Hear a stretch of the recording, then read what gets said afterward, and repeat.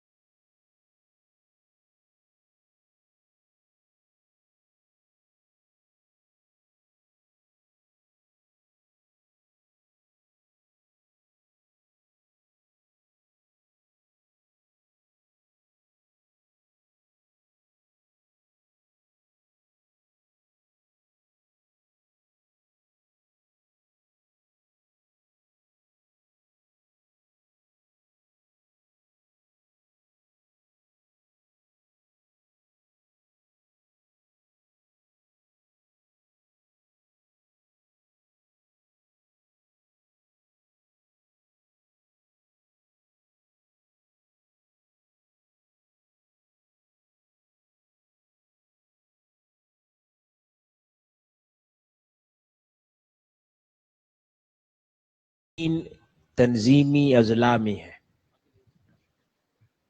اور گزشتہ طویل عرصے سے جتنی بھی مرکزی سرگرمیاں، چاہے وہ اعتکاف ہو یا مرکزی میلاد النبی صلی اللہ علیہ وآلہ وسلم کانفرنس ہو، عرفان القرآن کے حوالے سے پروگرامز کا انعقاد ہو، کورسز کا انعقاد ہو، یا مشن کے حوالے سے جتنی بھی سرگرمیاں ہوں، ان کے اندر الحمدللہ اپنے نتائج کے اعتبار سے سر فہرست ہے۔ اور ان سرگرمیوں کا منہ بولتا ثبوت میں سمجھتا ہوں یہ آج کا عظیم الشان اجتماع ہے، اور اس کے اندر ہزارہا کی تعداد میں خواتین و حضرات کی شرکت ہے۔ اس پر میں پوری تنظیم کو اور اس تنظیم اور زون کے مرکزی نائب ناظم اعلیٰ انجینئر محمد رفیق نجم صاحب کو، اور پھر ہماری ویمن لیگ کی بہنیں، جتنی تعداد میں مرد موجود ہیں،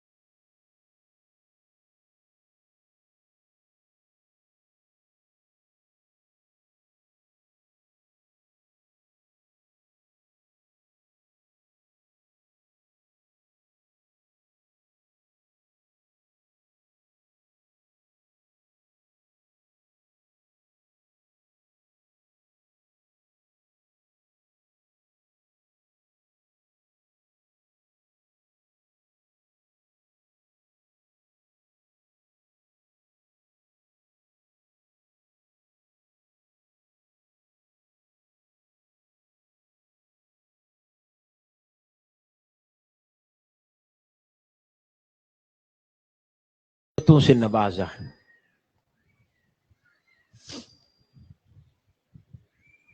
انہی نعمتوں میں سے اچھی صحت کا ہونا بھی اس کی نعمت ہے، انسان کا چلتے پھرتے رہنا بھی اس کی نعمت ہے۔ علامہ صاحب اوپر آ جائیں، بچھا ادھر ساتھ آ جائیں، سنیر صاحب کے ساتھ اوپر آ جائیں۔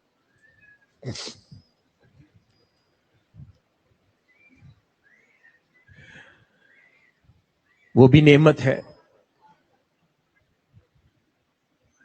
اللہ رب العزت رزق حلال عطا فرماتا ہے، اس میں کشادگی عطا فرماتا ہے، اولاد عطا فرماتا ہے، عزت نام عطا فرماتا ہے، شہرت عطا فرماتا ہے، گھر بار عطا فرماتا ہے، تعلیم عطا فرماتا ہے، صحت مند زندگی عطا فرماتا ہے۔ یہ سب اس کی نعمتیں ہیں۔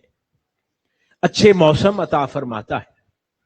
اب ہر طرف اسموگ کا عالم ہے، تو اس میں جب ماحول صاف ہو موسم آلودہ نہ ہو تو اب اس نعمت کا احساس ان دنوں میں ہوتا ہے کہ جب آلودگی ہر سانس کے ساتھ اندر جاتی ہے تو اب ہم اس نعمت کا احساس بخوبی کر سکتے ہیں کہ جو اچھے ماحول اور پر فضا حالات اس کی نعمت کے طور پر ہم پر سایہ فگن ہوتے ہیں. یہ نعمتیں ہیں اس کی. لیکن حاضرین مکرم، کیا ہم جانتے ہیں کہ سب سے قیمتی نعمت جو اس نے انسانیت کو عطا فرمائی وہ کیا ہے؟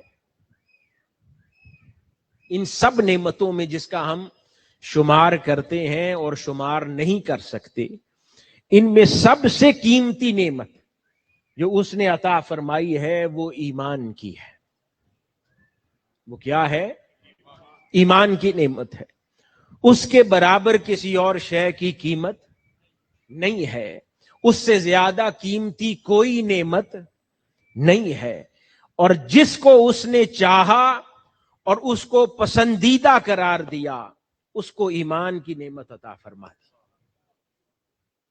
تو اس کی تمام نعمتوں میں سب سے قیمتی نعمت ایمان ہے. اور ایمان جو سب سے قیمتی نعمت ہے اس کے ملنے کا ذریعہ کیا ہے؟ وہ محبت رسول صلی اللہ علیہ وآلہ وسلم ہے. یعنی اس کی نعمتوں میں جو سب سے قیمتی شے ہے وہ ایمان ہے. اور ایمان آقا علیہ الصلوۃ والسلام کے فرمان ذیشان کے مطابق مکمل ہی نہیں ہوتا جب تک ہر شے سے بڑھ کر آقا علیہ الصلوۃ والسلام سے محبت نہ کی جائے. تو وہ نعمت کی تکمیل ممکن نہیں ہے محبت رسول صلی اللہ علیہ وآلہ وسلم کے بغیر. تو محبت اور ایمان کا آپس میں یہ ربط ہے، یہ ناتا ہے، یہ تعلق ہے. تو محبت کے بغیر ایمان کا وجود نہیں ہے، اور ایمان کے بغیر اللہ رب العزت کے احسان کی کوئی توقع نہیں ہے جو انسان کرتا ہے. حاضرین گرامی، سوال پیدا ہوتا ہے کہ یہ جو جذبہ محبت ہے یہ اتنا ضروری کیوں ہے؟ اس کے بغیر نظام کیوں نہیں چل سکتا؟ کہ اللہ رب العزت نے یہ جذبہ محبت جو رکھ دیا، یہاں تک کہ ایمان کی تکمیل کے لیے بھی جذبہ محبت کار فرما ہے، دولت ایمان نصیب ہونے کے لیے بھی محبت کا جذبہ ہی کار فرما ہے.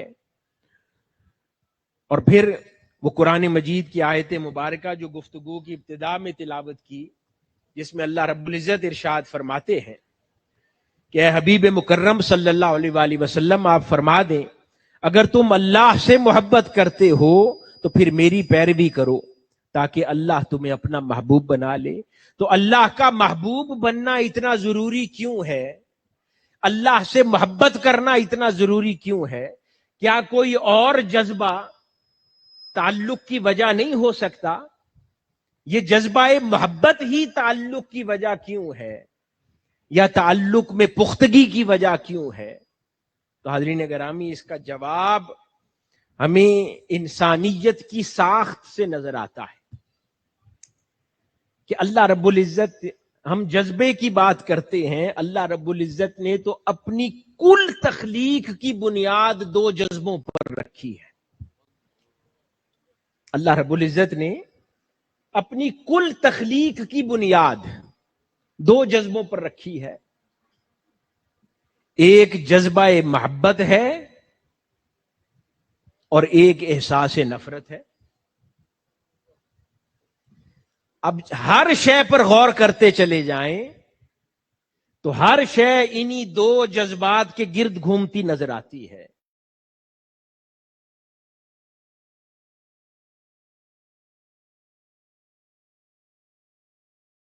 اب اللہ پاک تعمیر کرتا ہے اور جذبہ نفرت سے چیزوں کو تخریبی عمل میں داخل کر دیتا ہے. تو کل کائنات اور کل تخلیق کی بنیاد ہی ان دو جذبوں پر اللہ پاک نے رکھی ہے. اب سوال پیدا ہوتا ہے کہ اللہ رب العزت کی تخلیق سے جذبہ محبت کا تصور جڑتا نہیں ہے. جذبہ محبت تو سمجھ آتا ہے، جذبہ نفرت کو یوں کیسے جوڑا جا سکتا ہے؟ یہ بات درست ہے. تو پھر سوال پیدا ہوتا ہے، تو اللہ رب العزت نے جذبہ نفرت کیوں تخلیق فرمایا؟ عربی زبان کی ایک کہاوت ہے جس کا مفہوم یہ ہے کہ ہر شے اپنی ضد سے پہچانی جاتی ہے. ہر شے اپنی ضد سے پہچانی جاتی ہے. تو در حقیقت اصل جذبہ محبت ہی ہے، تاکہ ہم سب کو اس جذبہ محبت کی قدر ہو سکے، اس جذبہ محبت کا احساس ہو سکے. اس لیے اللہ رب العزت نے اس کے مخالف جذبہ نفرت کو پیدا فرمایا، تاکہ اس نفرت کے اندھیرے میں جب محبت کا چراغ جلے تو پہچانا جائے، تاکہ اس نفرت کی آلودگی میں جب محبت کی ہوا چلے تو احساس ہو سکے. جب محبت کی گرد اٹھے اور محبت کی پانی جب نفرت کی گرد اٹھے اور محبت کی بارش برسے اور وہ نفرت کی گرد بیٹھ جائے تو وہ احساس اور قدر جانی جائے. تو در حقیقت یہ جذبہ نفرت محبت کے جذبے کی قدر جنوانے کے لیے ہے. نفرت کا احساس محبت کے احساس کو دلوانے کے لیے ہے، اس کی قدر کو پہچانے جانے کے لیے ہے. تو اس لیے اللہ رب العزت نے یہ جو دو جذبے تخلیق فرمائے، ان میں سے بھی پھر اصل اور بنیادی جذبہ محبت ہی بن جاتا ہے. پھر تخلیق انسانیت اور تخلیق کائنات میں اور غور کریں تو حاضرین مکرم، وہ حدیث مبارکہ، حدیث قدسی، جس میں اللہ رب العزت ارشاد فرماتے ہیں، میں ایک چھپا ہوا خزانہ تھا، میں نے چاہا کہ میں جانا جاؤں، اسی لیے میں نے کائنات تخلیق کی تاکہ میری معرفت حاصل ہو جائے. اور لفظ استعمال فرمایا کنت کنزا مخفیا فاحببت ان اعرف، کہ پھر میں نے چاہا، یعنی وہ پہلا عمل کائنات کا، وہ عمل بھی چاہت پر ڈیپینڈ کرتا ہے، یعنی اس میں بھی اللہ رب العزت کی طرف سے چاہا گیا، یعنی لفظ چاہت، جذبہ چاہت اس پہلے عمل میں بھی کار فرما ہے جس سے یہ کائنات تخلیق ہوئی. اللہ پاک نے ارادہ کیا اور چاہا. اسی طرح ایک اور قرآن مجید کے مقام پر اللہ پاک ارشاد فرماتا ہے، اس کا امر تخلیق فقط یہ ہے کہ جب وہ کسی شے کو فرمانا چاہتا ہے تو اسے فرماتا ہے ہو جا، پس وہ فوراً موجود یا ظاہر ہو جاتی ہے. وہاں پہ بھی کسی شے کا چاہا جانا، یعنی اس امر کا چاہنا کہ کوئی شے وجود میں آ جائے، وہاں پر بھی اللہ رب العزت کی چاہت کار فرما ہے. وہاں پر بھی اس کی چاہت کار فرما تھی کہ جب اس نے چاہا میں ایک خزانہ ہوں، میں پہچانا جاؤں. وہاں پر بھی چاہت ہی کار فرما ہے کہ جب اس نے چاہا کہ کوئی شے وجود میں آ جائے اور تخلیق ہو جائے.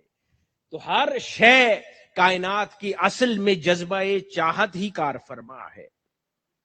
حاضرین گرامی، اسی طرح مخلوقات کے مابین بھی ہر شے کو دیکھتے چلے جائیں تو جذبہ محبت ہی نظر آتا ہے.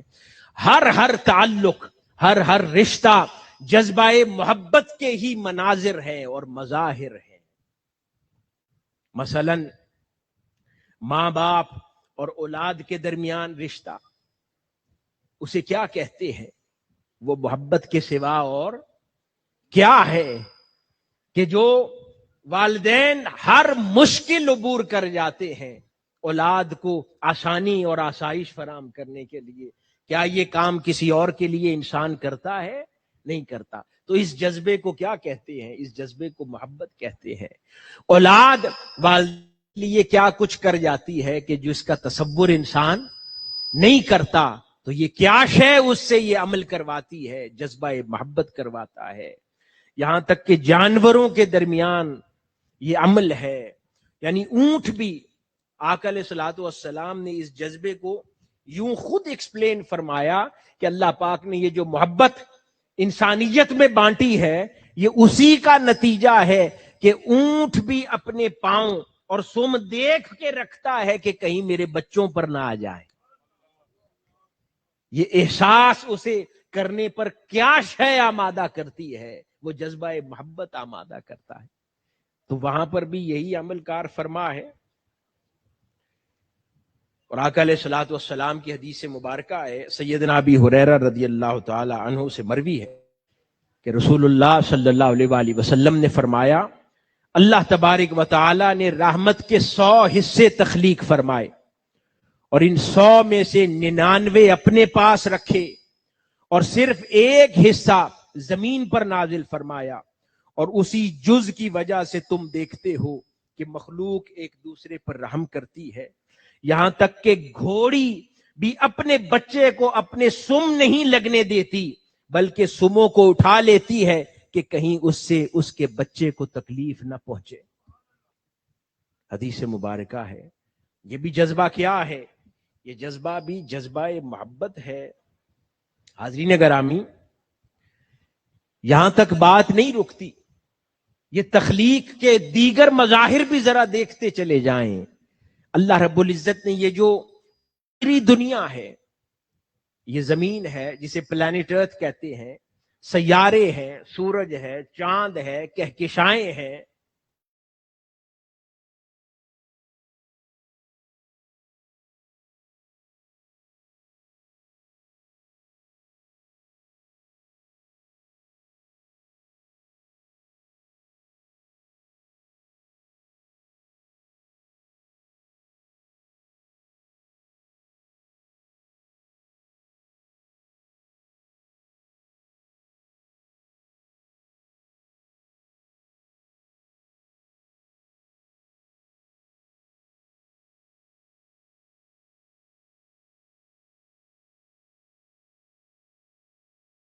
سب سے چھوٹا معلوم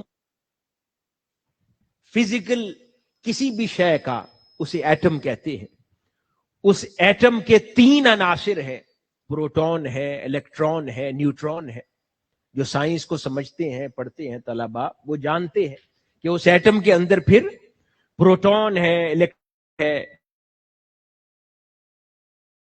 تینوں یوں تو اپنی قسم میں الگ الگ ازوات ہیں، الگ الگ چیزوں کے نام ہیں، لیکن یہ تینوں ایک ایٹم کے دامن میں ایک دوسرے سے لپٹے رہتے ہیں. یہ جڑے رہتے ہیں، الگ نہیں ہوتے. وہ کیا شے ہے؟ اب سائنس یہ تو جانتی ہے کہ ایٹم کے اندر ایک پروٹون ہے، ایک الیکٹران ہے، ایک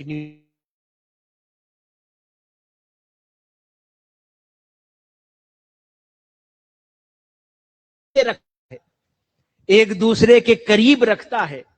وہ سائنس مائکروسکوپک آئی سے نہیں دیکھ پاتی. وہ جذبہ دے دے. محبت کیا کرتی ہے؟ محبت کشش پیدا کرتی ہے نا، ایک دوسرے کے قریب کرتی ہے، دوسرے آبجیکٹ کو اپنی طرف کھینچتی ہے. یہ شے اسے کھینچتا ہے اپنی طرف، وہ تجھے کھینچتی ہے اپنی طرف. یہ کشش ہے، اسی کو ہم محبت کہتے ہیں. کہ جب 2 اشیاء یا 2 ازواج یا 2 دل ایک دوسرے کی طرف کھینچے چلے جائیں، ایک دوسرے کی طرف لپٹے چلے جائیں، ایک دوسرے وہ مسافتیں سمٹ جائیں اور ایک دوسرے کی طرف متوجہ رہیں، اسی کو جذبہ محبت کہتے ہیں. انسان زمین پر چلتا پھرتا ہے، ہوا میں نہیں اڑتا. سائنس کہتی ہے یہ گریوٹی ہے، حاضرین گرامی، گریوٹی بھی یہی کرتی ہے نا کہ انسان کو زمین سے جوڑے رکھتی ہے. یہ جذبہ محبت بھی تو گریوٹی کی طرح کشش کا نام ہے، جو جدا نہیں ہونے دیتا، وہ جوڑے رکھتا ہے. یہی تو جذبہ محبت ہے. تو حاضرین گرامی، ساخت میں بھی ہر وہ شے جس نے ایک دوسرے کو جوڑے رکھا ہے وہ جذبہ محبت ہے.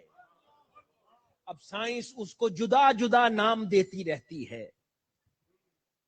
حاضرین گرامی، اب ذرا کہکشاؤں کی بات جانے. سورج ہے، پھر اس کے گرد مدار ہیں، اس مدار میں سیارے ہیں. وہ ایک ضابطے کے مطابق گھومتے رہتے ہیں. یہ پلانٹ ارتھ، اس کے اوپر شہر بھمبر بھی ہے، جہاں ہزارہ افراد کا یہ اس وقت اجتماع ہو رہا ہے.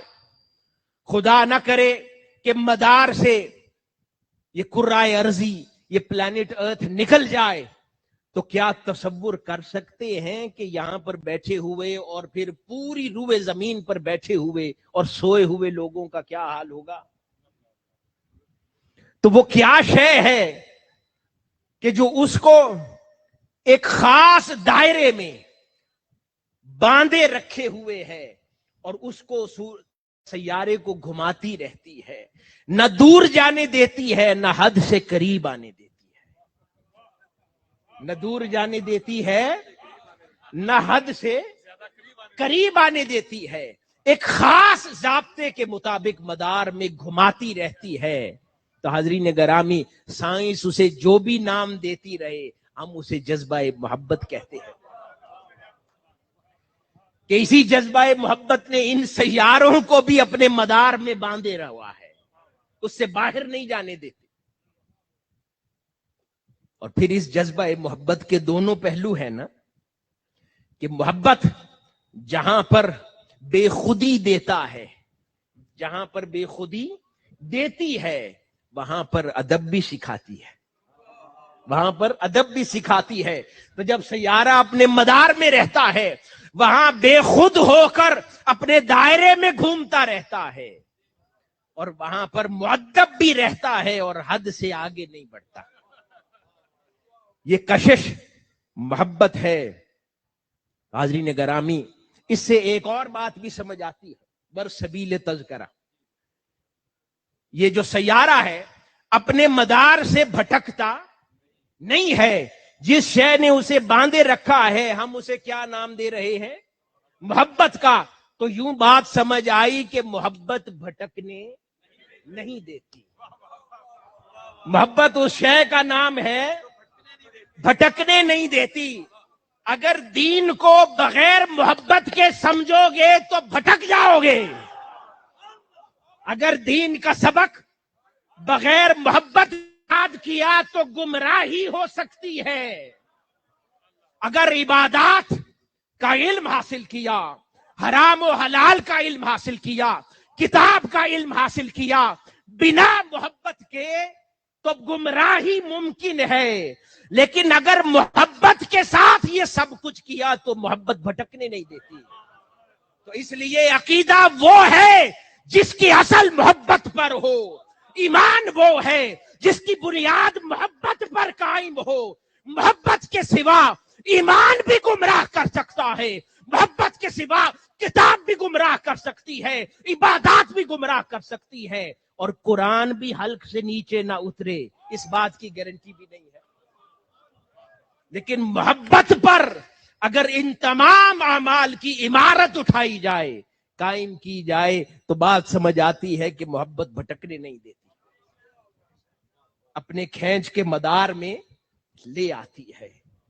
اگر یہ ڈوری محبت کی قائم ہو تو یہ کھینچ کر کبھی نہ کبھی مدار میں لے ہی آتی ہے. تو محبت ایسا رشتہ ہے جس پر سودا نہیں کیا جا سکتا اور سمجھوتا بھی نہیں کیا جا سکتا.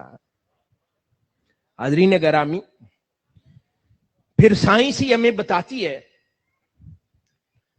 کہ یہ جو خلا ہے، اللہ پاک کی تخلیق ہے، یہ ایک کہکشاں نہیں ہے، یہ ایک کہکشاں نہیں ہے۔ جس طرح ہماری کہکشاں کا سورج کے گرد ایک مدار ہے، اس مدار میں گھومتے سیارے ہیں جو وہیں گھومتے رہتے ہیں، ایسی کئی اور کہکشائیں بھی ہیں، ایسی نہ جانے ہزاروں کہکشائیں ہیں، سب عزت نے پیدا کی ہیں۔ وہ سب کہکشائیں کس کی ہیں؟ خدا کی ہیں۔ خدا کے سوا تو کوئی کہکشائیں کسی نے پیدا نہیں کی نا۔ پھر ان کہکشاؤں کے دامن میں سجتے چمکتے سورج کس نے بنائے ہیں؟ اللہ نے بنائے ہیں۔ پھر ان کے گرد مدار بھی خدا نے بنائے ہیں، ان مداروں میں گھومتے سیارے بھی خدا نے بنائے ہیں۔ یعنی ہر کہکشاں نامی دنیا اس کی تخلیق خدا نے کی ہے، اور ایسی ہزاروں کہکشائیں ہیں جو اسی سے منسوب ہیں۔ لیکن خاص بات عرض کرتا چلوں اے بھمبر والو کہ ہر سیارہ، اگر کوئی سیارہ اٹھ کے کہے کہ وہ کہکشاں بھی تو خدا کی ہے، میں اس سورج کو چھوڑ کر اس کہکشاں کے مدار میں جا رہا ہوں، تو ایسا ممکن ہے؟ نہیں ہے۔ ہر سیارہ اپنی کہکشاں کے مدار میں ہی سجتا ہے۔ تعمیری عمل تبھی ممکن ہوگا کہ اس کے لیے جو کہکشاں خدا نے مقرر کی ہے، جو مدار خدا نے مقرر کیا ہے، جب تک اس کے گرد گھومتا رہے گا تو وہ زندگی چلتی رہے گی، سورج سے روشنی پاتا رہے گا۔ جہاں پر چاہے وہ یہ کہے کہ فلاں کہکشاں بھی خدا نے بنائی، وہ کہکشاں بھی خدا نے بنائی، مجھے اس سورج سے اختلاف ہے، آج سے اب میں ارادہ کرتا ہوں کہ اس سورج کے گرد گھوموں گا، خدا اس سیارے کو فنا کر دے گا۔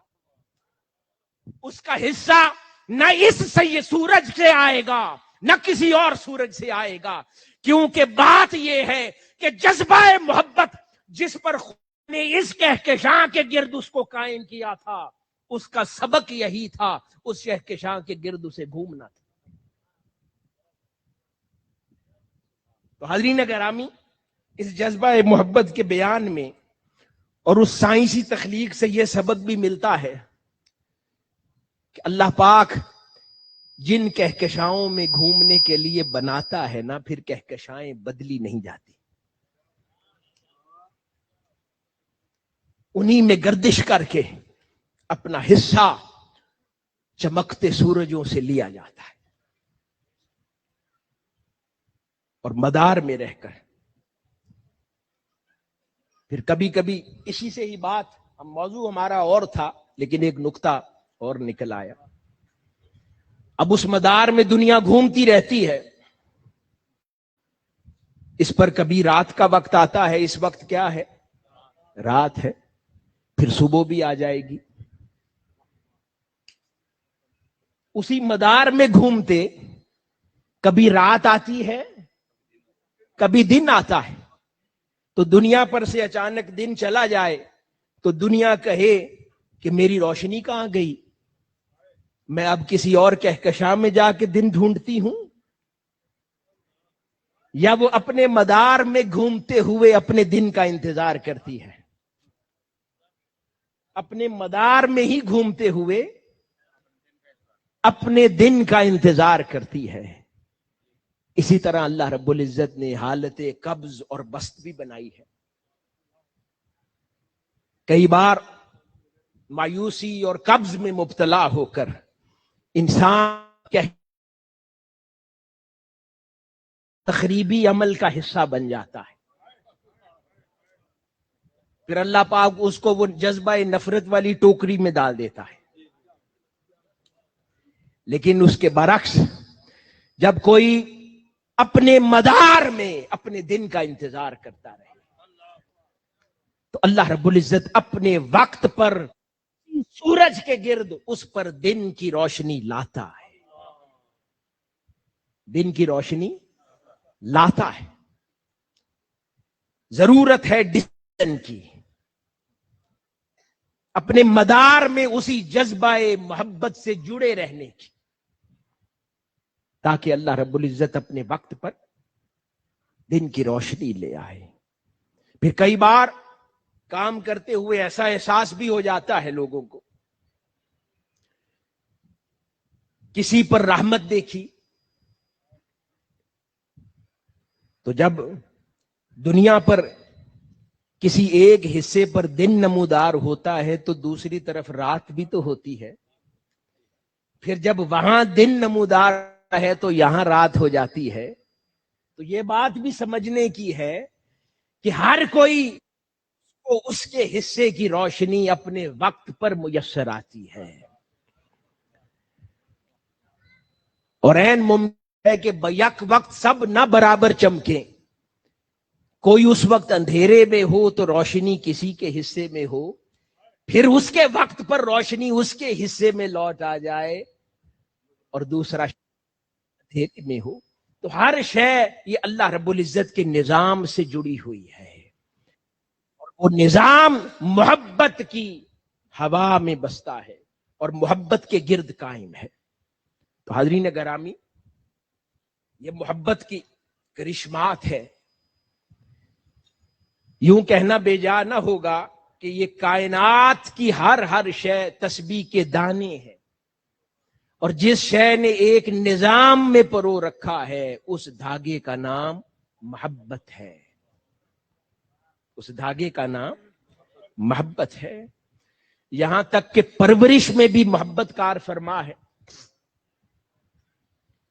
آپ پودوں کو، درختوں کو دیکھتے ہیں، ان کے ساتھ سرد مہری کریں، ترش رویہ رکھیں، انہیں پانی نہ دیں، پاؤں کے نیچے کچھ لیں، تو وہ کبھی پودا تناور درخت بن پائے گا؟ نہیں۔ لیکن اس کے برعکس دھوپ میں اسے سایہ دیں، وقت پر اسے پانی دیں، اس کو سنوارتے رہیں، اس کی کٹنگ کرتے رہیں، اسے کھاد دیں۔ سردیوں کے کبھی موسم آ جائے تو کچھ پودے ہوتے ہیں ان کو پلاسٹک میں لپیٹ دیا جائے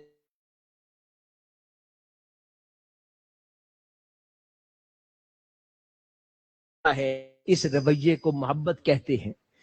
تو اس سے پودوں سے بھی اظہار محبت کریں تو پروان چڑھتے ہیں، اظہار نفرت کریں تو مرجھا۔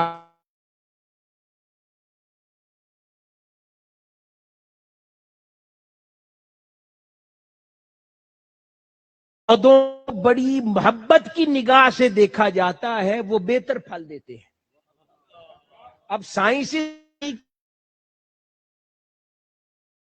جس پودے کی تعریف کرنے والے اور جس پودے کو شفقت بھری نگاہوں سے دیکھنے والے زیادہ ہوں، وہ زیادہ پروان چڑھتا ہے، وہ زیادہ سجتا ہے، اس پر رونق آتی ہے۔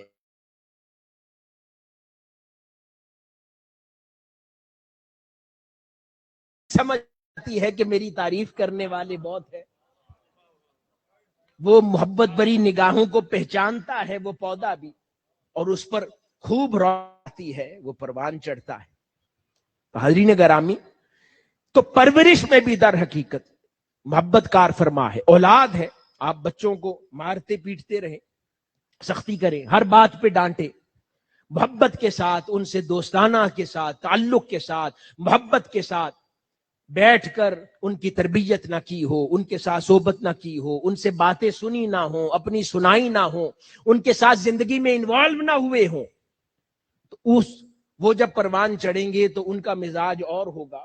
اور محبت سے فل انوالومنٹ کے ساتھ بچوں کی پرورش ہوئی ہوگی تو وہ پرورش اور طرح کی ہوگی، وہ رونق اور رنگ اور طرح کا اولاد پر آئے گا۔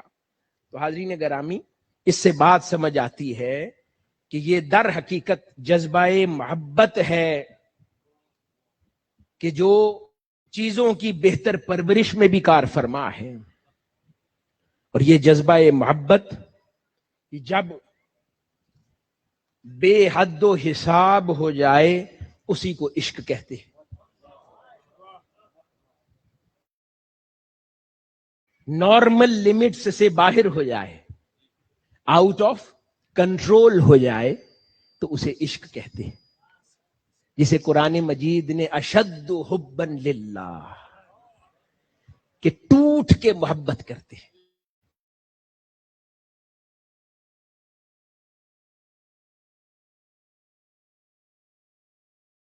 دل ہو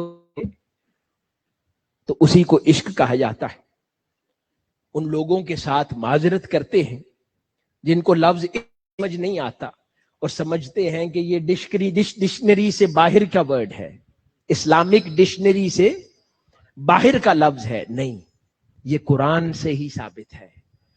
لفظ عشق محبت، اور محبت کی شدید قسم، انتہا کو، وہ پھر عشق محبت جو کارنامے کرتی ہے تو سوچئے عشق کیا کیا کرواتا ہوگا۔ محبت باندھے رکھ،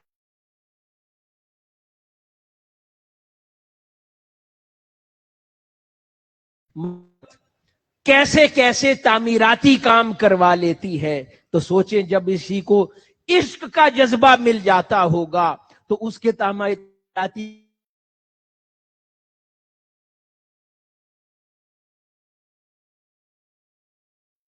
اور اس کے رسول صلی اللہ علیہ وآلہ وسلم کے لیے نہیں کرتا ہوگا۔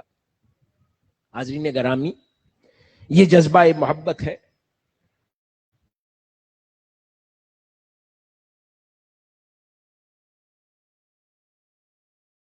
زیدوں کی محبت بھری داستانوں سے کتابیں بھر دی گئی ہے۔ اس کے اہل اللہ، اس کے صوفیاء،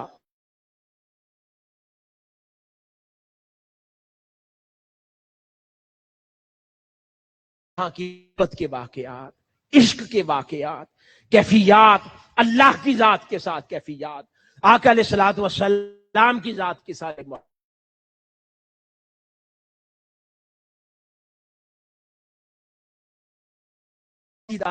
رقم ہے کہ انسان تصور نہیں کر سکتا۔ ایک بڑا ہی خوبصورت انہی داستانوں میں سے ایک خوبصورت واقعہ سیدنا ابراہیم علیہ السلام کا بھی ہے کہ جب حضرت اسرائیل علیہ السلام ان کی روح قبض کرنے کے لیے ان کے پاس پہنچے اور عرض کیا کہ اے پیغمبر خدا، آپ کی روح قبض کرنے آیا، اللہ پاک نے مجھے بھیجا ہے۔ تو سیدنا ابراہیم علیہ السلام نے حضرت اسرائیل کو کہا کہ کیا کبھی سنا ہے کہ کوئی دوست کی جان لینا چاہے؟ تو حضرت اسرائیل علیہ السلام یہ سوال لے کر اللہ پاک کے حضور واپس لوٹ گئے کہ مولا، تیرا خلیل تو یہ کہتا ہے کہ کبھی سنا ہے، دیکھا ہے کہ دوست کی جان لینا چاہے؟ اللہ پاک نے کہا، اے اسرائیل، یہ پیغام لے کے واپس لوٹ اور بتا میرے دل کو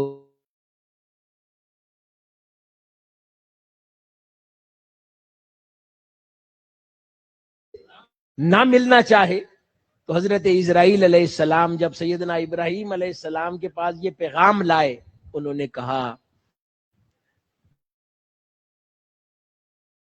میری جان قبض کر لے، روح قبض کر لے، یہ کیسے ہو سکتا ہے کہ دوست سے نہ ملنا چاہے؟ تو حاضرین گرامی، پھر عشق جب ہو جاتا ہے تو عشق موت کا خوف بھی دل سے دور کر دیتا ہے۔ عشق اور محبت جو ہے نا، وہ موت کا خوف بھی دل سے دور کر دیتی ہے۔ عام آدمی جو ڈرتا رہتا ہے اور جس نے زندگی اس محبت کے دھاگے پہ پروئے ہوئے دانوں کی طرح گزاری ہو، اسے پھر مرنے کا خوف نہیں رہتا۔ وہ انتظار کرتا ہے کہ جب اس کے رب کا امر آ جائے اور اس کی ملاقات کا وقت کا تعین ہو جائے اور وہ ملاقات کے لیے حاضر ہو جائے۔ تو اس کیفیت کو بھی ناپتے رہنا، اس سے اندازہ ہو جاتا ہے کہ کتنے اس دھاگے پہ پروئے ہوئے ہیں اور اپنے مدار میں قائم رہتے ہیں۔ حاضرین گرامی، اسی وجہ سے جو ایمان والے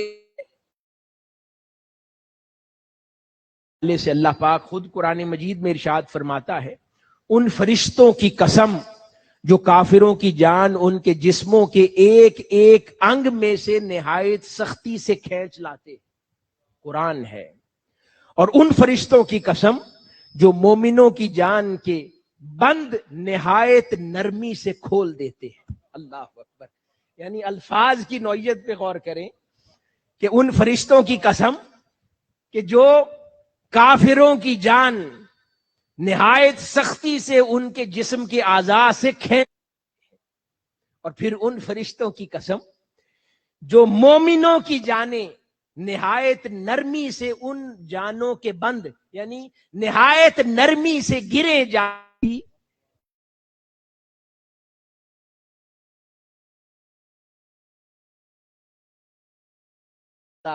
وہ آمادہ ہوتے ہیں اپنے مولا کے حضور پیش ہونے کے لیے، اس کے دیدار کے لیے، اس کی ملاقات کے لیے وہ راضی ہوتے ہیں۔ حاضرین گرامی، یہ محبت کرواتی ہے۔ اسی طرح یہ محبت کا جذبہ اسی طرح کے کام کرواتا ہے، اور جب اس میں انتہا آ جائے تو اسے عشق کہتے ہیں۔ اب حاضرین گرامی، آئیے اب دوسرے حصے کی طرف چلتے ہیں۔ محبت سمجھ لی کیا ہے، اب دوسرے حصے کی طرف چلتے ہیں۔ اللہ رب العزت نے اہل ایمان کے ایمان السلام صلی اللہ علیہ وآلہ وسلم رکھ دی، اور قرآن مجید اور احادیث مبارکہ میں جو محبت رسول صلی اللہ علیہ وآلہ وسلم کا معیار بیان ہوا ہے وہ محبت نہیں، وہ درجہ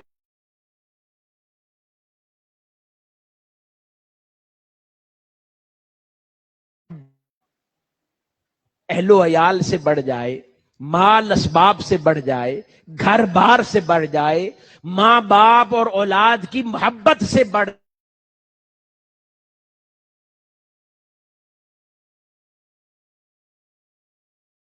نہیں، یہ اسے عشق کہتے ہیں۔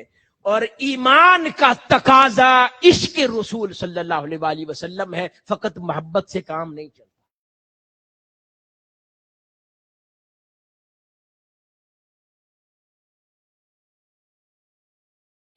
لے جاتا ہے تو تبھی پھر ایمان کا حق ادا ہوتا ہے۔ جیسا کہ نبی اکرم صلی اللہ علیہ وآلہ محبتوں کو قربان کرنے پر اللہ پاک نے نہ کرنے پر وعید نازل فرمائی۔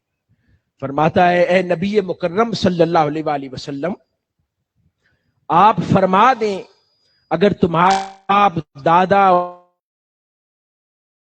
بھائی بہنیں اور تمہاری بیویاں اور تمہارے دیگر رشتہ دار تمہارے اموال جو تم نے محبت سے محنت سے کمائے اور تجارت و کاروبار جس کے نقصان سے تم ڈرتے رہتے ہو اور وہ مکان جنہیں تم پسند کرتے ہو تمہارے نزدیک اللہ اور اس کے رسول صلی اللہ علیہ وآلہ وسلم اور اس کی راہ میں جہاد سے زیادہ محبوب ہیں تو پھر انتظار کرو یہاں تک کہ اللہ حکم عذاب لے آئے گا، اور اللہ نافرمان لوگوں کو ہدایت نہیں۔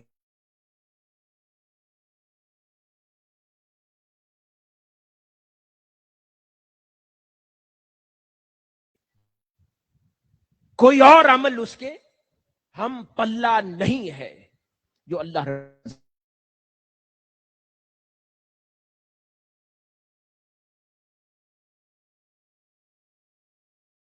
علیہ وسلم اپنی محبت کو مومنوں پر غالب فرمانے کے حوالے سے فرماتے ہیں، تم میں سے کوئی شخص اس وقت مومن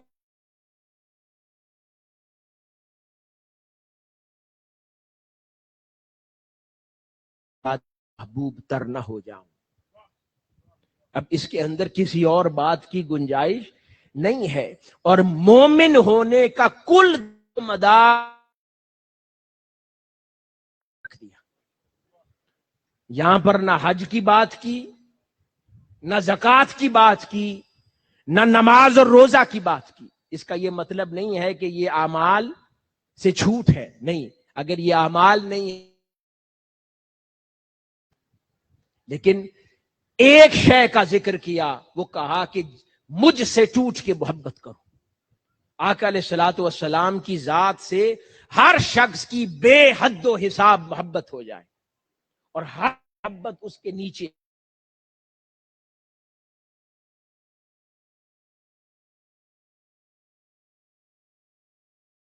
اعوذ باللہ من الشیطان الرجیم النبی اولا بالمؤمنین من انفسہم، نبی مکرم صلی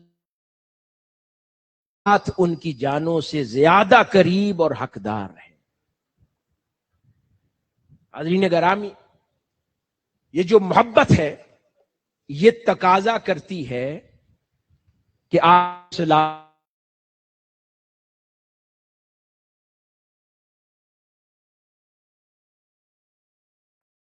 سماعت فرمائیں۔ آقا علیہ الصلوۃ والسلام کی ذات کے ساتھ جو تعلق ہے اس کی بنیاد 4 پہلوؤں پر ہونی چاہیے۔ پر حضور کی ذات کے ساتھ صلی اللہ علیہ وآلہ وسلم تعلق کی بنیاد ہونی چاہیے، جس سے در حقیقت ایمان کو جلا اور تکمیل نصیب ہوگی 4 پہلوؤں کے ذریعے، جس میں سے پہلا پہلو تعلق محبت ہے کہ آقا علیہ الصلوۃ والسلام کے ساتھ تعلق محبت ہونا چاہیے۔ اس کے بغیر ایمان کی تکمیل ممکن نہیں ہے۔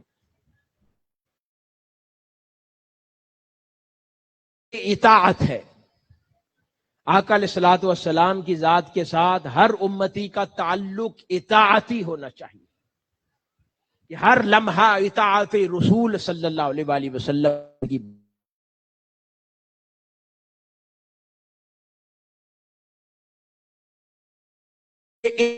ہے کہ آقا علیہ الصلوۃ والسلام کی ذات کے ساتھ تعلق اتباعی ہو، کہ حضور کے ساتھ نسبت اتباعی ہو۔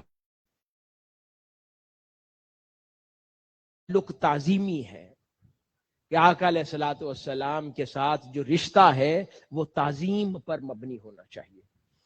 اگر ان 4 پہلوؤں کے اعتبار سے کسی ایک پہلو میں بھی کمی رونما ہوگی تو ایمان سے خارج ہو جاتا ہے، انسان کا ایمان غارت ہو جاتا ہے اگر ان 4 پہلوؤں میں سے کسی ایک پہلو پر بھی کمی ہوگی۔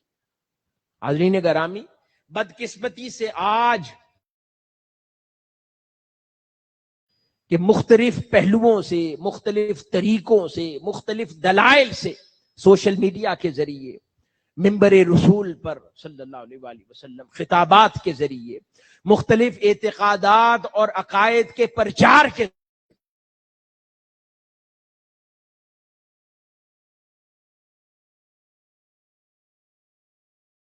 تعظیمی پر ہو جاتا ہے، وہ بھی ایمان کو تباہ کر دیتا ہے۔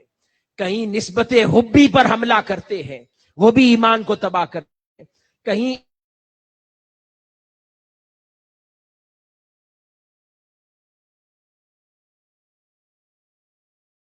وہ تعلق چلا جاتا ہے۔ اور ان 4 پہلوؤں کو اگر بنظر غور دیکھا جائے تو یہ 4 انگریڈینٹس محبت کے ہی، کیونکہ محبت کے بنا اطاعت ممکن نہیں، محبت کے بنا اطاعت ممکن نہیں ہے۔ یہ تعظیم بھی در حقیقت محبت کرواتی ہے، اور اتباع بھی محبت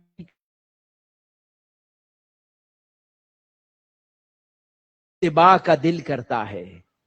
جب محبت ہوتی ہے تو تعظیم کا دل کرتا ہے، کیونکہ محبت کس سے ہوتی ہے کہ جب دل مانے کہ مجھ سے بہتر ہے۔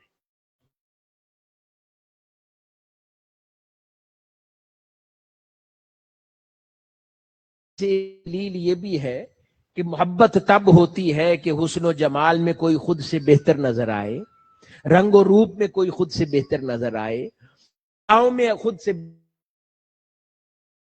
نظر آئے، علم و عرفان میں خود سے بہتر نظر آئے، مقام و مرتبے میں خود سے بہتر نظر آئے، رحمت و کرم میں خود سے بہتر نظر آئے، جاہ و کرامت میں خود سے بہتر نظر آئے، تو یہ تمام وجوہات جو خود سے کوئی بہتر نظر آئے تو محبت پر آمادہ کرتا ہے. تو یہ چاروں عناصر تبھی ممکن ہوتے ہیں کہ جب محبت ہو. تو حاضرین گرامی، یہ دعوی محبت کے ہی چاروں انگریڈینٹس ہیں، اور ان چاروں پہلوؤں میں پاس ہونا ضروری ہے. کن امتحانات میں پاس ہونا ضروری ہے؟ محبت کے امتحان میں، آقا علیہ الصلوۃ والسلام کے لیے، اطاعت کے امتحان میں، اتباع کے امتحان میں، اور تعظیم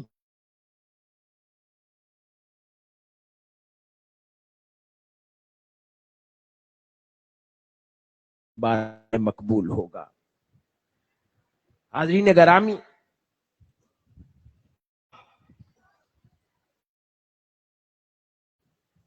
اب کچھ تقاضوں کی بات کرتے ہیں کہ یہ جو چار عوامل ہیں ان سے مراد کیا؟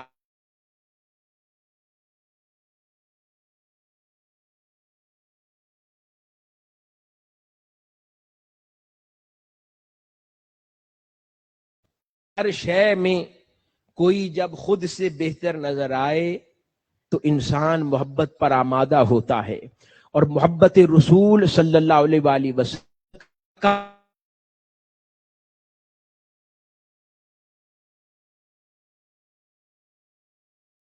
علیہ الصلوۃ والسلام کو فلاں شے کا علم نہیں تھا، کیونکہ علم نہ ہونا نقص ہے.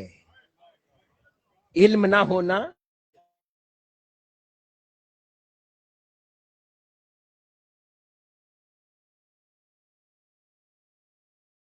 محبت ہے. عاشق کو کبھی نقص کا خیال نہیں آتا، وہ کبھی نقص تلاش کرنے کی بات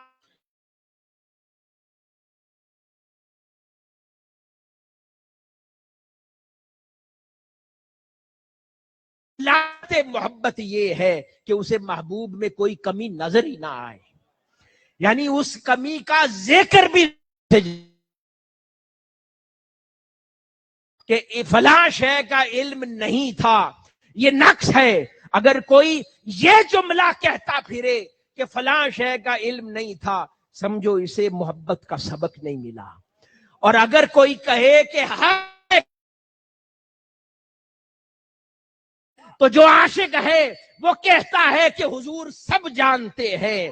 جس کو ابھی عشق کی آگ نہیں لگی وہ سوچتا پھرتا ہے کیا حضور یہ جانتے تھے یا کیا حضور وہ جانتے ہیں.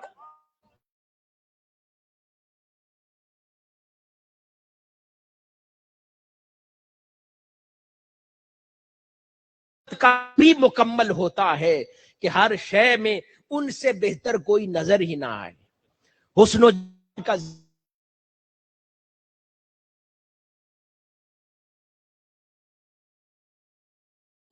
کہو میرے محبوب سے بلند اللہ پاک نے کبھی کوئی تخلیق ہی نہیں کیا. رحمت کا ذکر ہو تو میرے محبوب سے زیادہ رحمری خوشبو کا ذکر ہو تو کہے کہ میرے محبوب مولا کی عطا تاجدار کائنات صلی اللہ علیہ وآلہ وسلم کے پسینے سے زیادہ اعلیٰ خوشبو کسی شے کی نہیں جو معطر کر دے. زلف کی بات ہو، ایک زلف کبھی شانوں پہ لٹکی ہی نہ ہوگی.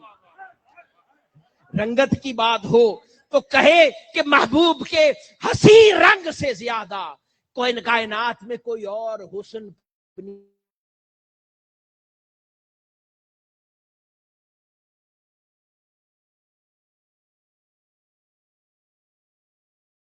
ملی تھی، اس سے ہنسی مسکراہٹ کائنات میں ہو ہی نہیں سکتی. محبت کا یہ تقاضا ہے.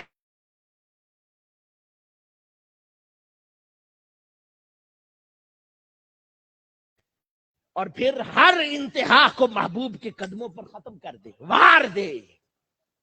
یہ دعوی محبت ہے. اگر ایسی زبان کا سبق کچا ہے، ایمان کو خطرہ ہو سکتا ہے. ایسی صحبت سے ایمان کو خطرہ ہو سکتا ہے. اس لیے کبھی ایسی آبھاس یا ایسی مجالس اجتناب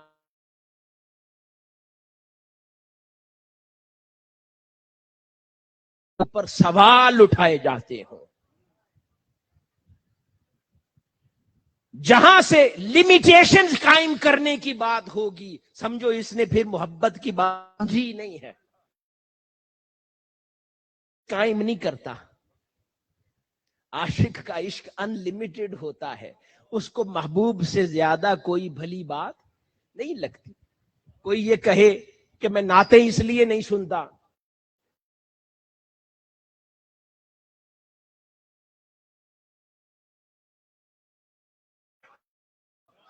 کس بات کی حد اور کس بات کا تجاوز؟ ہر شے دی، ہر کمال محبوب کے قدموں پر ہے صلی اللہ علیہ وآلہ وسلم۔ تو جب محبت کے پہلو کی اب ڈیفینیشن سمجھ آ گئی کہ اس سے کیا مراد ہے، اس سے مراد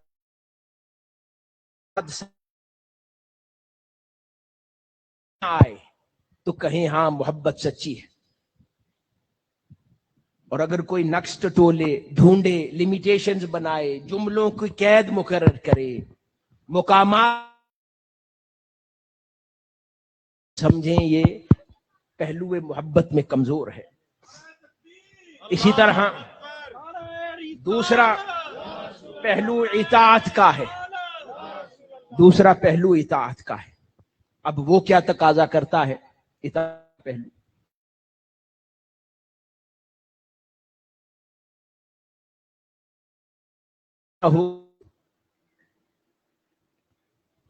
کہ آقا علیہ الصلوۃ والسلام سے تو محبت ہے، لیکن حضور کے فن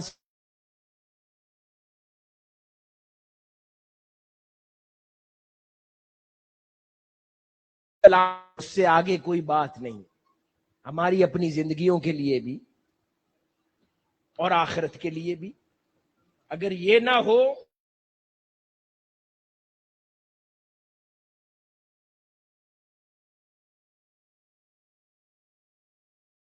ہی مل جائے، اب اس کے اوپر دل تنگی محسوس کرے، تو سمجھے اب اطاعت کا پہلو کمزور ہے۔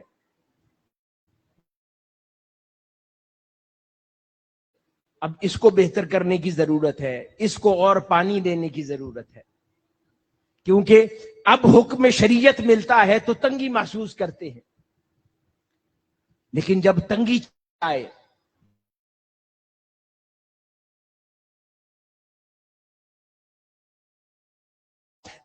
پہلے سے آمادہ ہو اس پر عمل کر گزرنے کا۔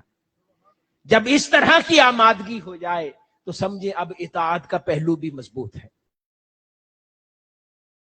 اتباع ہے، اتباع یہ ہے کہ عاشق اپنے آپ کو نہ چاہتا ہے، ہر کام کو، ہر ادا کو وہ محبوب کے رنگ میں رنگتا ہے، کہ دیکھے کوئی اس کو تو اس کو دیکھنے سے محبوب کے در کی یاد آ جائے، محبوب کی خبر ملے، اس کو زبان سے نہ بتانا پڑے کہ کس کا ماننے والا ہے، اس کو زبان سے نہ بتانا پڑے کہ کس کا ماننے والا ہے، اس کا حلیہ بولے، اس کی باتیں بولے، اس کی ادائیں بولے، اس کا کلام بولے، اس کا لباس بولے کہ کس کا ماننے والا ہے، اس کی ڈیلنگ بولے کہ کس کا ماننے والا ہے۔ یہ اتباع ہے۔ جب یہ رنگ نصیب آئے تو پھر انسان اتباع میں کامل ہو گیا۔ اور چوتھی شے تعظیم ہے، چوتھی شے تعظیم ہے، اور تعظیم کہ آقا علیہ الصلوۃ والسلام کے لیے ہر طرح کا ادب واجب ہے، احترام واجب ہے، اور قرون اولا سے بزرگان دین کا یہ طریقہ تھا، یہاں تک کہ صحابہ کرام آقا علیہ الصلوۃ والسلام کے وصال مبارک کے بعد حضور کا ذکر پاک یہ تعظیم ہے، محبت ہے۔ اب کوئی اس بحث میں پڑ جائے کہ حضور کا ذکر پاک ہے، سلام ہے، بیٹھ کے سنا جائے یا کھڑے ہو کے سنا جائے، اس کا مطلب ہے کہ محبت کے نصاب عقل کے گھوڑے دوڑا رہے ہیں۔ دل جس شے کا تقاضا کرے دل جیسے چاہے، دل جیسے تعظیم بجا لانا چاہے ویسے کر لے. کیفیت جس طرح سارے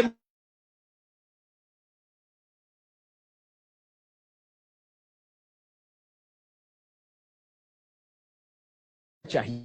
اور پھر تعظیم کے خانے کا تقاضا یہ ہے کہ خود تاجدار کائنات صلی اللہ علیہ وآلہ وسلم کی بھی تعظیم اور جو حضور کے تھے ان کی بھی تعظیم، اہل بیت اطہار اور صحابہ کرام کی بھی تعظیم.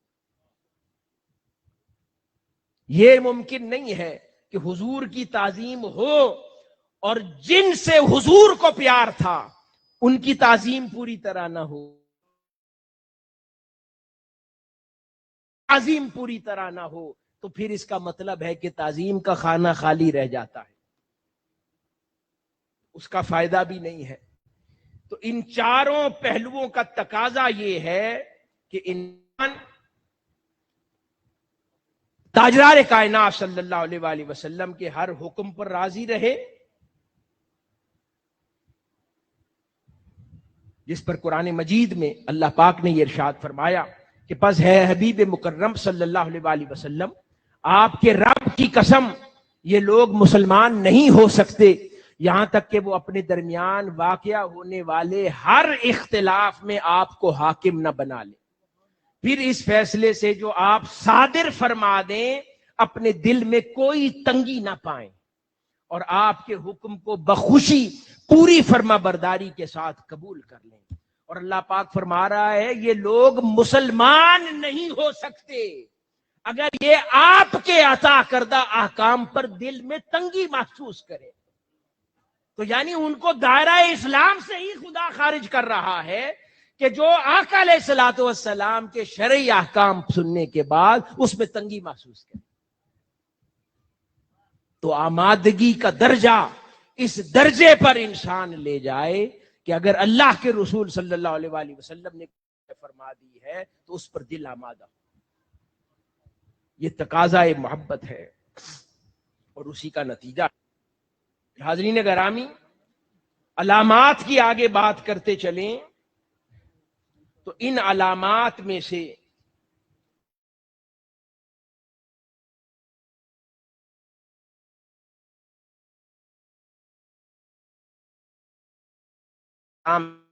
ان کی علامات کیا کیا ہوتی ہیں؟ ان کی علامات میں سے ہے کہ آپ صلاۃ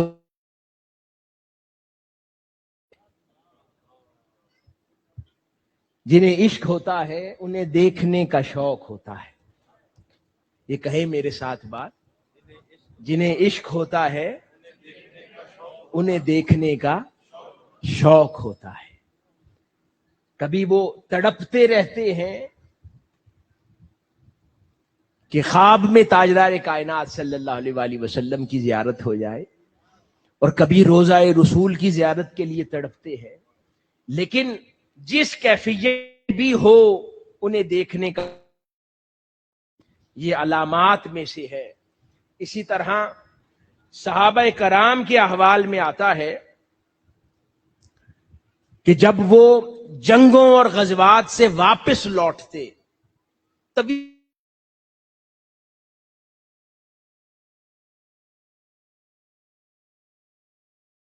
بعد میں دیکھنے کے لیے لوٹتے، پہلے تاجدار کائنات صلی اللہ علیہ وآلہ وسلم کی بارگاہ میں حاضر ہو کے حضور کی زیارت کرتے.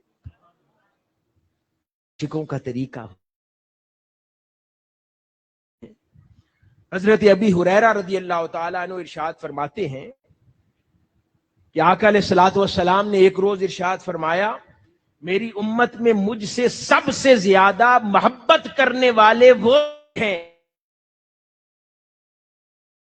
سے ایک شخص کی یہ آرزو ہوگی کہ کاش وہ اپنے تمام اہل و عیال اور مال و دولت کو قربان کر کے میری زیارت کرے.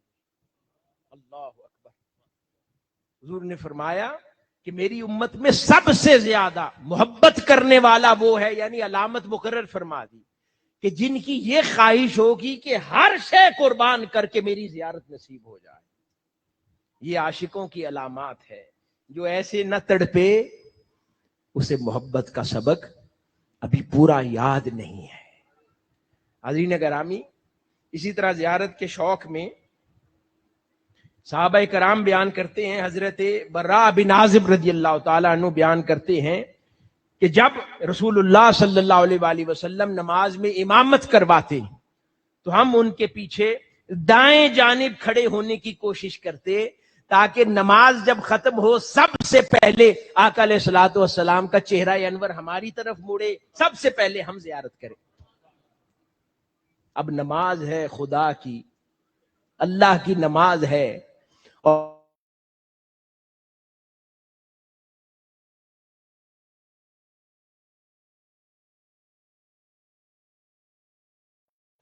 آئے گا جس کی نماز کے آغاز میں یہ نیت ہے،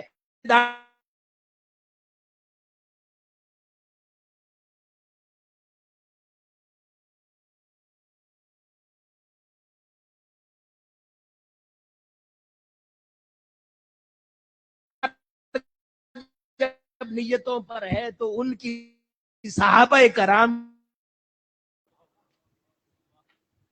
جن کی نیتوں کا مرکز و محور ہی زیارت مصطفیٰ صلی اللہ علیہ وآلہ وسلم تھی، عشق رسول صلی اللہ علیہ وآلہ وسلم تھا، محبت رسول صلی اللہ علیہ وآلہ وسلم تھی۔ حاضرین گرامی، اسی طرح اتباع میں نے عرض کیا کہ ایسی ایسی کیفیات صحابہ کرام کی ہوتی تھی کہ دیکھنے والا جو نہ جانے کہ یہ کیا کر رہے ہیں کوئی دیوانہ سمجھے، لیکن جس کا یہ اتباع کا خانہ پر ہوتا ہے وہ یہ پرواہ نہیں کرتا دیکھنے والا کیا کہے گا۔ آج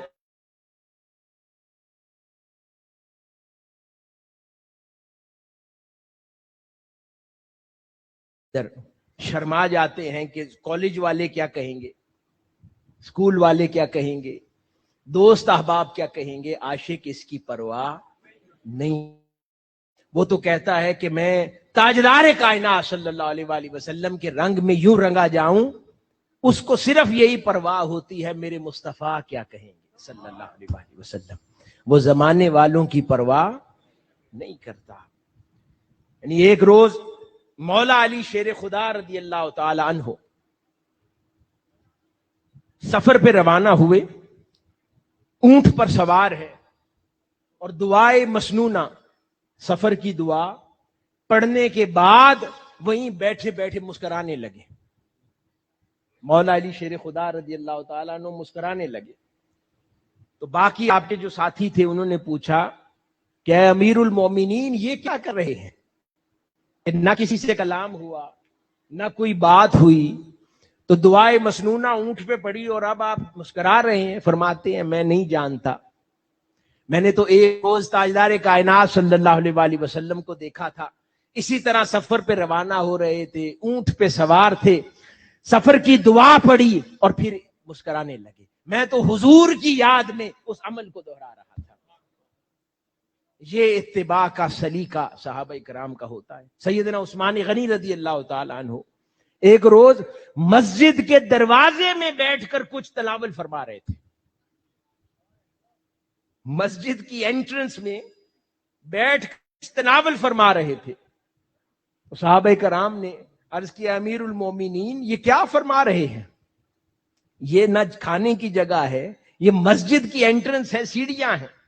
فرمانے لگے میں نہیں جانتا، میں نے تو ایک روز تاجدار کائنات صلی اللہ علیہ وآلہ وسلم کو اسی جگہ کچھ تناول فرماتے دیکھا تھا، بس حضور کی اتباع میں یہ عمل دہرا رہا ہوں۔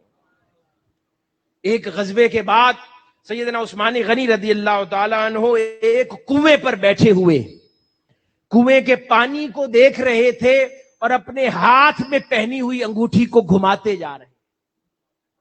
اللہ اکبر۔ نیچے کنویں کے پانی میں اپنے آپ کو دیکھتے ہوئے اپنے ہاتھ میں پہنی ہوئی انگوٹھی گھماتے جا رہے ہیں،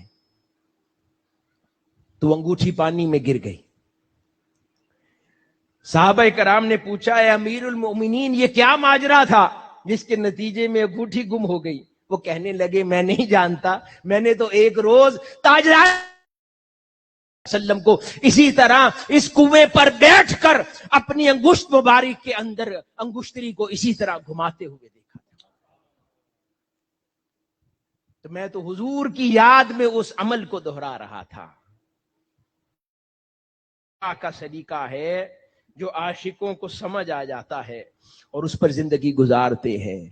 حاضرین گرامی، پھر پانچویں علامت عاشق رسول کی کیا ہے کہ اس کے اخلاق بہت اچھے ہوتے ہیں. سیرت النبی صلی اللہ علیہ وآلہ وسلم کانفرنس سے یہ پیغام میرے بھائی اور بہنیں یہاں پر بیٹھی ہیں آج یہ لے کر جانا ہے کہ اگر ہم دعوی محبت کرتے ہیں آقا علیہ الصلوۃ والسلام سے تو پھر ضروری ہے کہ اس دعوی محبت کے لیے کچھ لوازمات پورے ہوں، ہم پر علامات نظر بھی آئیں، اور ان میں سے ایک اہم علامت اخلاق نبوی صلی اللہ علیہ وآلہ وسلم کا رنگ چڑھانا ہے. اس کو اپنی زندگی پر قائم کر لیں. زندگی سے گالی گلوچ، ترش کلامی، نفرت، گالی گلوچ، ظلم، سختی، کسی کی دل آزاری، کسی کا دل توڑنا. ہم تو یہاں پر اللہ اور اس کے رسول کے نام پر جانے لینے پر آمادہ ہو جاتے ہیں. چاہے جائے کہ اخلاق رسول صلی اللہ علیہ وآلہ وسلم کی کوئی بات ہمیں سمجھ آ جائے. حضور کی ذات اقدس میں جو حد درجہ حیا تھا، اس حیا کو اپنی زندگی میں داخل کرنا. یہاں پر تو ہم لوگوں کو تانا دینے سے باز نہیں آتے. ہر روز کتنے لوگوں کا دل توڑتے ہیں یا نہیں توڑتے؟ سخت کلام سے، تان کر کے، سخت جملہ بول کر. اور تاجدار کائنات صلی اللہ علیہ وآلہ وسلم کی حیات مبارکہ کا حیا یہ ہے کہ ایک روز قربان جائیں اللہ اکبر، ایک روز آقا علیہ الصلوۃ والسلام کی بارگاہ میں ایک صحابی آ کر بیٹھا. اس نے نہایت تیز زرد رنگ کے کپڑے پہنے ہوئے تھے. شوخ،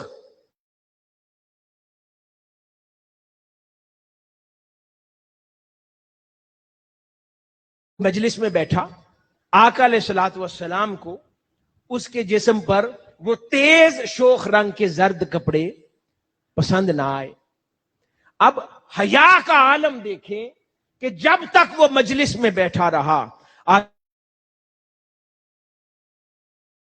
اور جب وہ اٹھ کے چلا گیا، اس کے جو دوست صحابہ بیٹھے تھے ان کو صرف اتنے لفظ ارشاد فرمائے، میرا خیال ہے اس کو اپنا درزی بدل لینا چاہیے. اللہ اکبر. حیا کا اور اخلاق کا معیار اور لیول دیکھیں آپ، کہ الفاظ کا چناؤ دیکھیں. وہ حضور کا امتی تھا، حضور فرما سکتے تھے بیٹے یہ کیا رنگ پہنا ہوا ہے،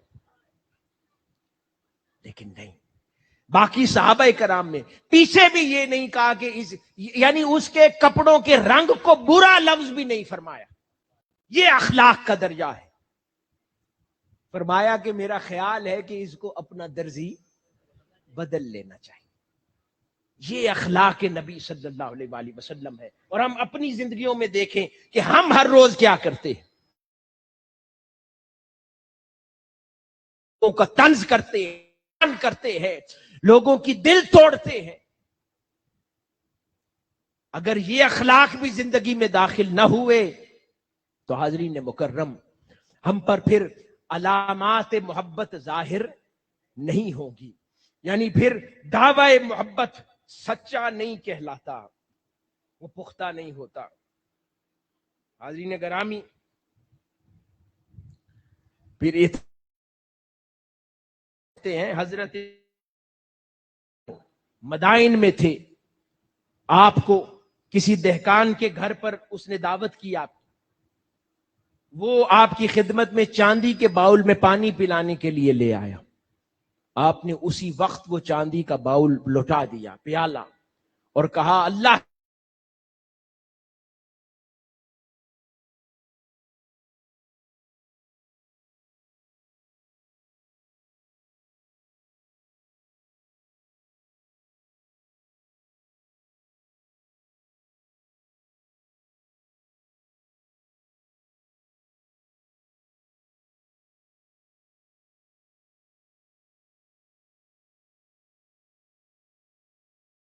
تو وہ امتی کو گوارا نہیں ہوتی، امتی کو گوارا نہیں ہوتی، چہ جائے کہ اہل بیت اطہار یا صحابہ کرام، وہ دونوں مبارک ازواج جن سے حضور کو محبت تھی، ان کے متعلق کوئی بے لگام اور کمزور طریقے کے ساتھ الفاظ بیان کرتا رہے، ایسی ہر وقت ابحاث چلتی رہیں، ڈسکشنز ہوتی رہیں، اور ہر روز ہر لمحہ آقا علیہ الصلوۃ والسلام کے لیے ایسے الفاظ اور کلمات اذیت کا باعث بنتے رہیں، تو امتی سچا اور عشق میں سچا وہ ہے کہ وہ اپنے کلام سے، اپنی ادا سے، اپنے اخلاق سے، اپنی بات سے آقا علیہ الصلوۃ والسلام کو اذیت پہنچانا گوارا نہیں کرتا۔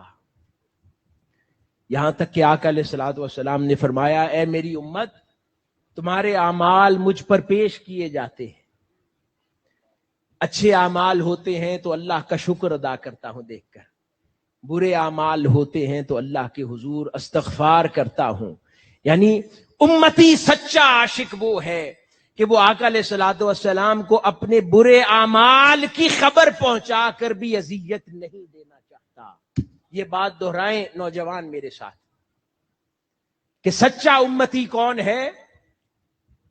کہ جو اپنے برے اعمال کی خبر کی صورت میں ایذا پہنچا کر آقا علیہ الصلوۃ والسلام کو بھی تکلیف نہیں پہنچانا چاہتا، وہ سچا عاشق ہے۔ اس کو زندگی کے اندر سچا عاشق اسی طرح داخل کرتا ہے۔ اور صحابہ کرام کی کیفیات اور رنگ یہ تھے کہ ایک بڑا خوبصورت واقعہ ہے کہ حضرت ابو ایوب انصاری رضی اللہ تعالی عنہ ہجرت نبوی ہوئی جب، تو سب سے پہلے آقا علیہ الصلوۃ والسلام نے، ہم جانتے ہیں کہ کس کے گھر میں قیام فرمایا؟ سیدنا ابو ایوب انصاری رضی اللہ تعالی عنہ کے گھر میں۔ ان کا گھر 2 منزلوں پر مشتمل تھا، 2 منزلیں تھی اس کی۔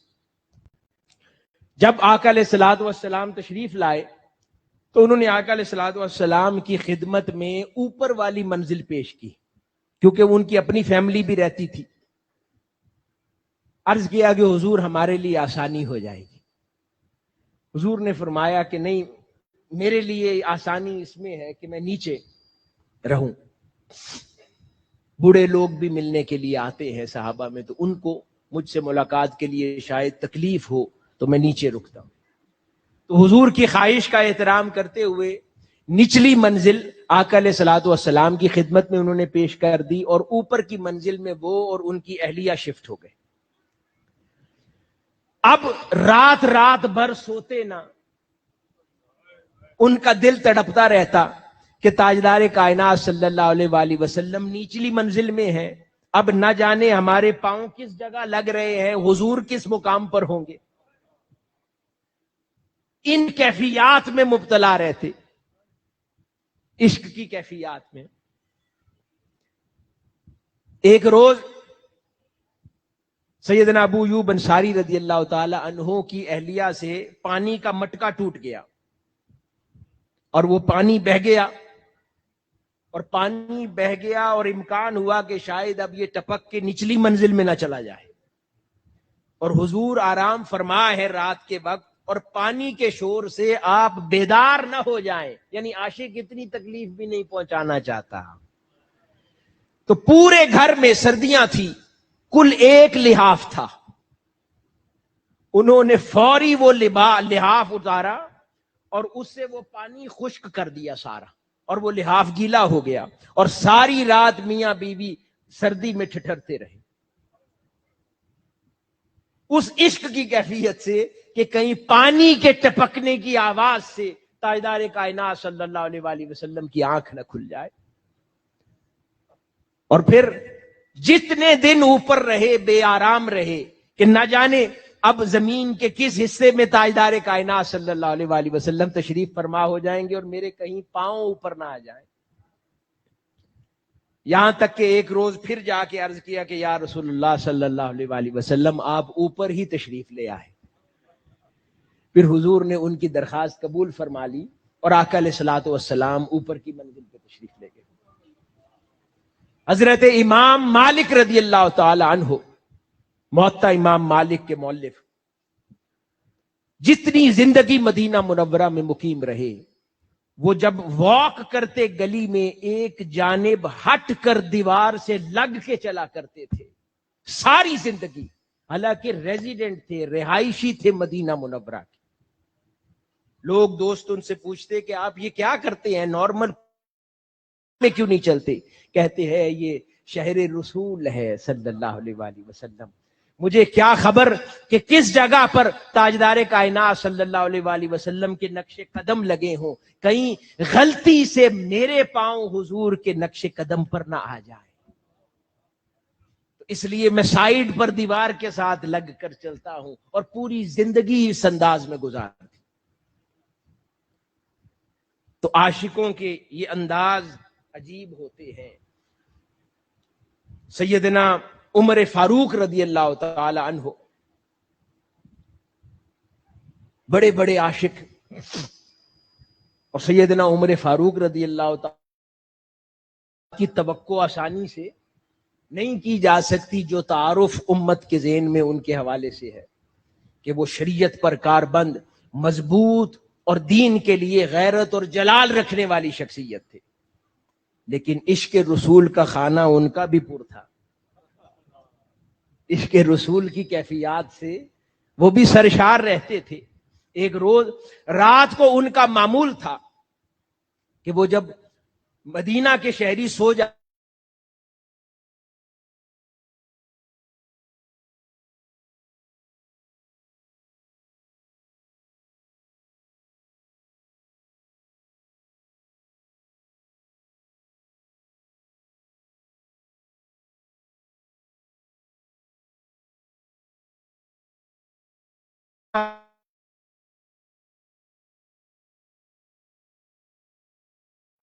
تمام ماننے والوں کی طرف سے سلام، یہ وہ گنگناتی تھی، اور تمام متقین کی طرف سے بھی۔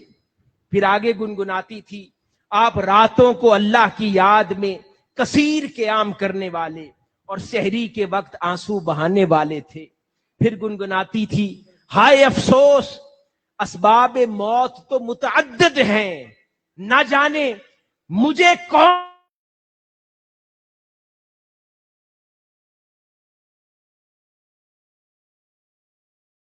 وسلم کا قرب نصیب ہوگا یا نہیں، اور پھر وہ رو پڑتی۔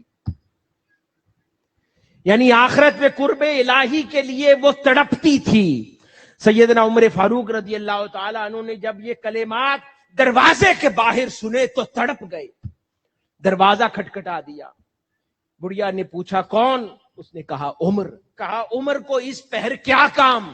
اس نے کہا خدا کی عزت کی قسم عمر سے کوئی نقصان نہ پہنچے گا، دروازہ کھول دے۔ اس بڑھیا نے دروازہ کھول دیا، آپ جا کر اس کے چرخے کے پاس امیر المومنین نیچے بیٹھ گئے اور کہا اب پھر سے وہی اشعار سنا جو چرخہ کاٹتے ہوئے پڑھ رہی تھی، اور اس بار جب کہنا کہ کاش مجھے اپنے محبوب کا قرب نصیب ہو جائے تو اپنے ان الفاظ میں اس عمر کو ساتھ شامل کر لینا ہے۔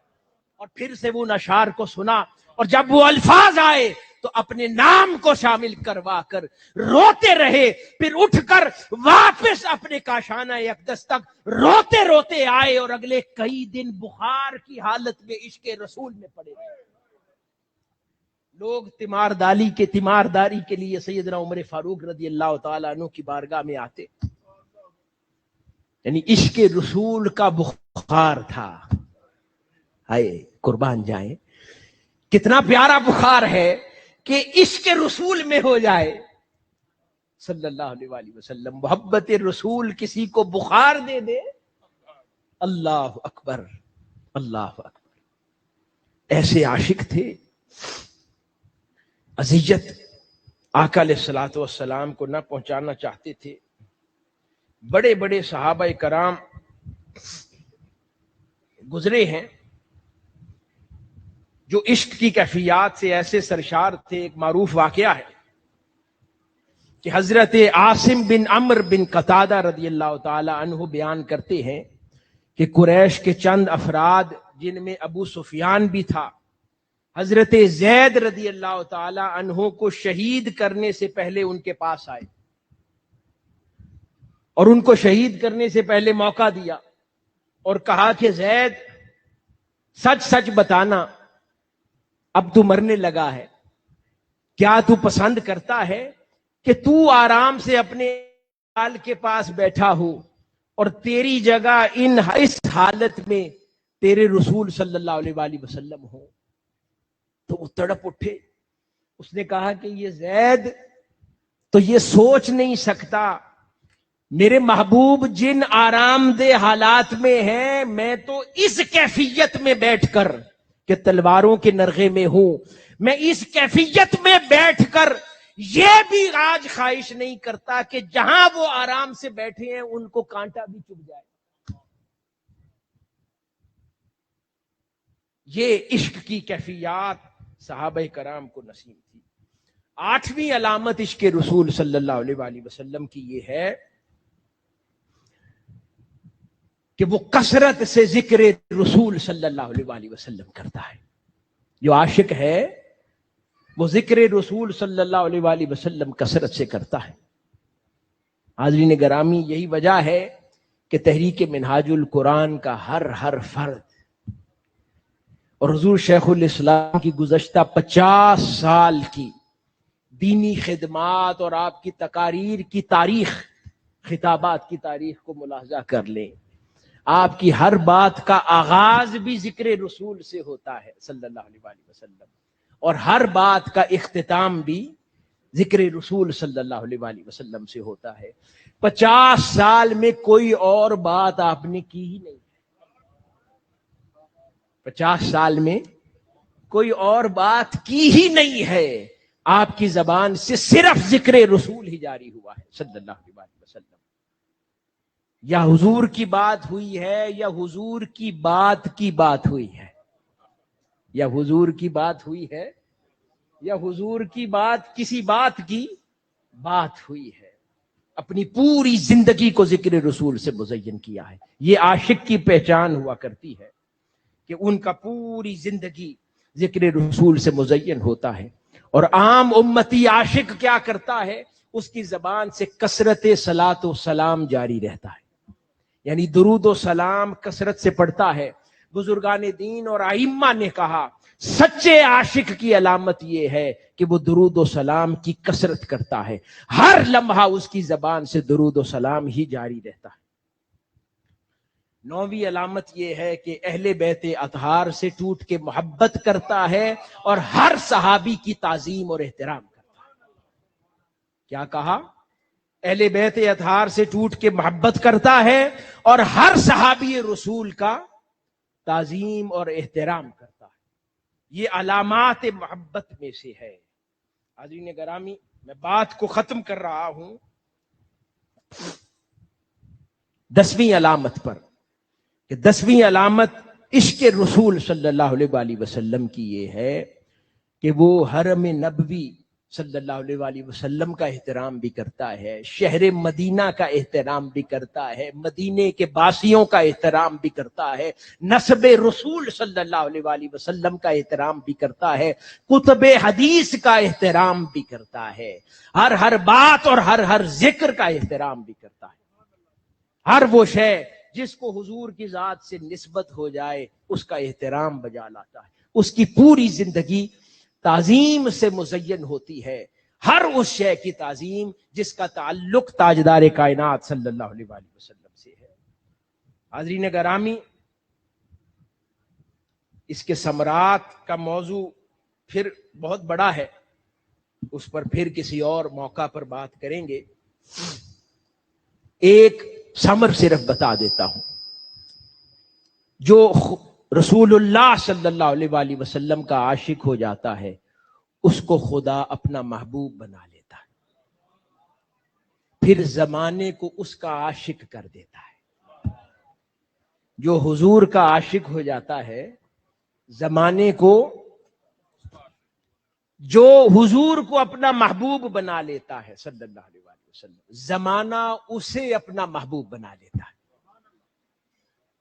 آج تحریک منہاج القرآن اور حضور شیخ الاسلام کی ذات بابرکات عشق رسول صلی اللہ علیہ وآلہ وسلم کا عظیم خزانہ ہے، اور پوری دنیا میں اشاعت حب رسول صلی اللہ علیہ وآلہ وسلم کا مرکز ہے۔ اس سے زیادہ پوری دنیا میں تعلیمات رسول صلی اللہ علیہ وآلہ وسلم، حدیث نبوی صلی اللہ علیہ وآلہ وسلم، اطاعت رسول، اتباع رسول، تعظیم رسول صلی اللہ علیہ وآلہ وسلم، اخلاق رسول صلی اللہ علیہ وآلہ وسلم کو اپنانے، غرض زندگی کے ہر پہلو میں آقا علیہ الصلوۃ والسلام کی تعلیمات اور آپ کے اسوہ کاملہ کو فروغ دینے کی تحریک ہے۔ اس کے ساتھ دو وجوہات سے جڑنا چاہیے۔ ایک یہ وجہ کہ اس صحبت میں بیٹھ کر اللہ رب العزت ان تمام رنگوں سے ہمیں رنگ دے گا، اور دوسری یہ وجہ کہ اس سے زیادہ کوئی قیمتی تحفہ ہی نہیں جو کسی کو کوئی دے سکے۔ تو اس کے ساتھ اس لیے بھی جڑنا چاہیے کہ ہماری زندگیاں بدل جائیں، اور اس لیے بھی جڑنا چاہیے کہ ہم یہاں سے لے کر آگے زمانے میں آقا علیہ الصلوۃ والسلام کی محبت کو بانٹتے پھریں، حضور کی تعلیمات کو بانٹتے پھریں، اطاعت رسول کے رنگ کو بانٹتے پھریں، اتباع رسول کے رنگ کو بانٹتے پھریں، حضور کی ذات کے ساتھ تعلق اور آپ کے اخلاق کا رنگ چڑھا کر زمانے کو بانٹتے پھریں۔